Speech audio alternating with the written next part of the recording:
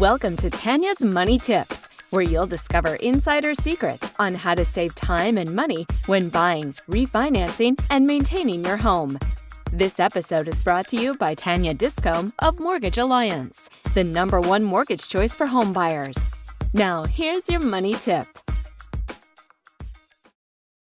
Okay, today we're going to talk about how to keep your kids out of debt. As you make plans for your children's post-secondary education, keep in mind that the average student's debt is currently almost $30,000, and it'll be even higher by the time your kids graduate. The truth is, most young people, and often their parents, can't afford that kind of debt, so it ends up damaging their credit rating and ability to buy a house and raise a family.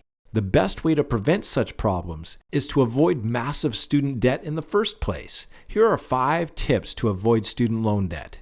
Tip number 1. Think return on investment. Choose a program you like, but also focus on what the job prospects are and how much they pay. An expensive degree doesn't make sense if you end up earning minimum wage. Tip number 2. Avoid non-government student loans.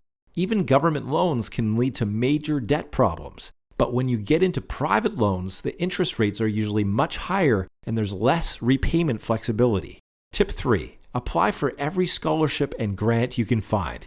Even if your marks weren't fabulous and your parents aren't poor, you may still qualify for aid. Some scholarships are based on volunteerism, community interest, non-academic skills, etc. Talk to a guidance counselor or financial aid office and do lots of research. Tip number 4. Find a school that's looking for someone like you. Each school has its own selection criteria based on student talents, interests, background, needs, etc.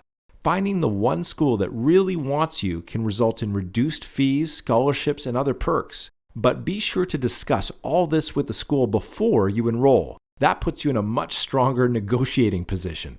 Tip number 5. Smart mortgage strategies. You can also use your mortgage to help fund education. You can free up money for your early retirement contribution by taking advantage of many mortgage lenders' skip a payment feature. Or when the time comes, you can do an equity takeout to cover tuition fees so you end up paying affordable mortgage rates instead of expensive consumer loan rates.